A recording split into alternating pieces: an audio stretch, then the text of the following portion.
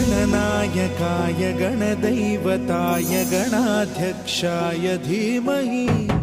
गुणशरीराय गुणमण्डिताय गुणेशानाय धीमहि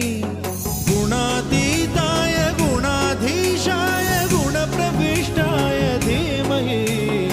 एकदन्ताय वक्रतुण्डाय गौरीतनयाय धीमहि